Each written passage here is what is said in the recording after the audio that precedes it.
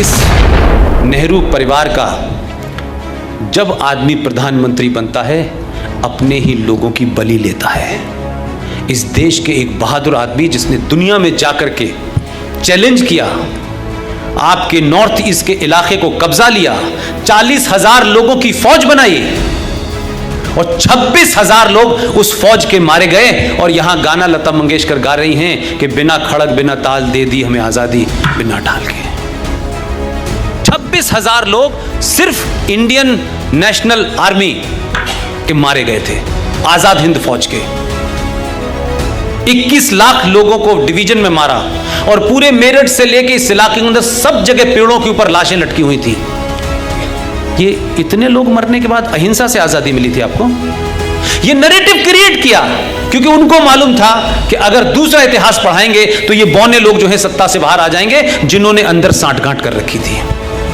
मेरा गांधी जी से सिर्फ इतना ही कहना है, गांधी जी आपको सत्ता नहीं चाहिए थी, आपको प्रधानमंत्री नहीं बनना था, आपने देश में एक मुकाम प्राप्त कर लिया था, लोग आपकी बात पे यकीन कर रहे थे।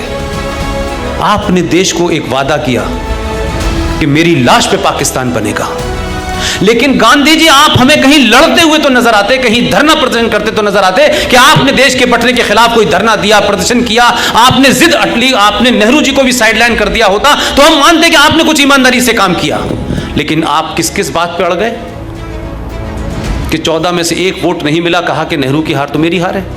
पूछिए एटली साहब जब हिंदुस्तान आए थे, क्योंकि भारत को जब तथाकथित आजादी के दस्तावेजों पे साइन हो रहे थे तो सीआर एटली यहां आए थे आजादी के बाद में बंगाल में, और उन्होंने पूछा गवर्नर साहब ने कि ऐसी क्या वजह थी, सब चीजें तो फिजिल आउट हो चुकी थी, कोई रेजिस्टेंस नहीं था, आप भारत से क्यों गए? सीआर एटली का जवाब है